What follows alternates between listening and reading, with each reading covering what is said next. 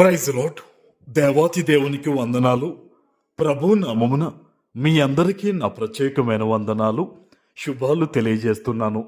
ఈ దినము కొరకు ఏర్పాటు చేయబడిన దేవుని వాగ్దానము 23వ కీర్తన 6వ వచనము.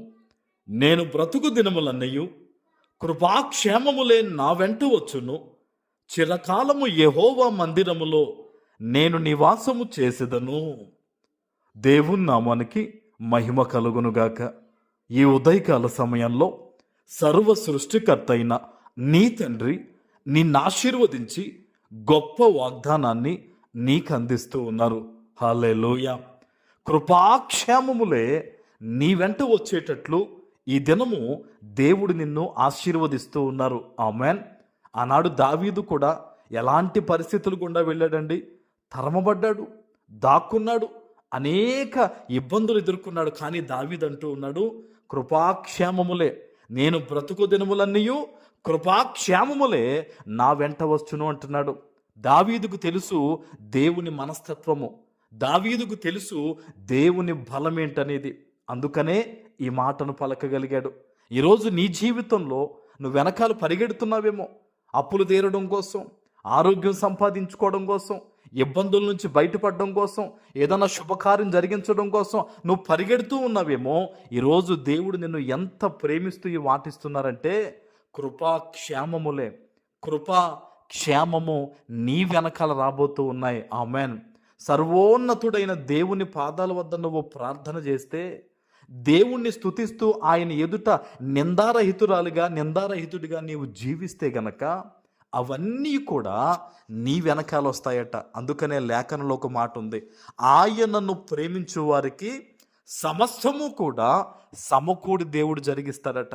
నువ్వు ఎక్కడెక్కడికో పరిగెట్టాల్సిన అవసరం లేదు. అన్నీ నీ గుమ్మంలోకి రాబోతూ ఉన్న యేసు నామంలో. ఆమెన్. నువ్వు దేవుని పాదాలు పట్టుకో చాలు, దేవుని సన్నిధిలో ప్రార్థించు చాలు, సమస్తము దేవుడు నీ వెనకాల వచ్చున్నట్లుగా. నీ వ్యాపారం వెనకాల అభివృద్ధి పరిగెట్టుకుంటూ వస్తుంది, నీ వెనకాల ఆరోగ్యం పరిగెట్టుకుంటూ వస్తుంది, శుభకార్యాలు నీ గుమ్మము తట్టు తడతాయి. గొప్ప దీవెనకరమైన దినాలు ఈ రోజు నుంచి నువ్వు చూడబోతూ ఉన్నావు. దేవుడు అంత గొప్ప వాగ్దానం నీకు ఇస్తున్నారు. ఆమెన్. చూడండి, చిరకాలము యెహోవా మందిరములో నేను నివాసం చేస్తానంటున్నాడు. ఈరోజు నువ్వు ఆలోచించాలి, ఏదైనా దేవుడు ఒక గొప్ప కార్యము నీ జీవితంలో చేసినప్పుడు నీవు కృతజ్ఞత కనపరచాలి. దావీదుకు ఆ కృతజ్ఞత ఉంది. ఎప్పుడూ కూడా దావీదు దేవుని మందిరానికి వెళ్దామంటే సంతోషించేవాడట.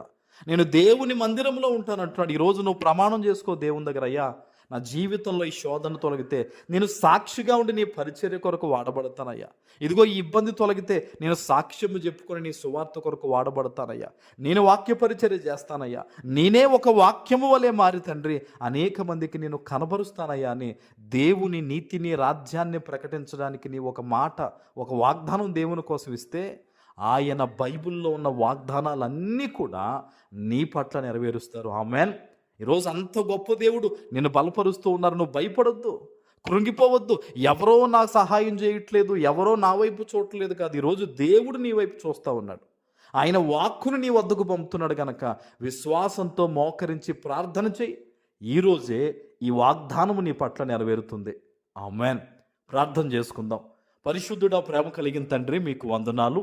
ఈ ఉదయకాల సమయంలో మీరిచ్చిన ఈ గొప్ప వాగ్దానము ప్రతి బిడ్డ జీవితంలో నెరవేర్చి స్థిరపరచమని యేసు నామమున ప్రార్థిస్తున్నాను తండ్రి. ఆమెన్.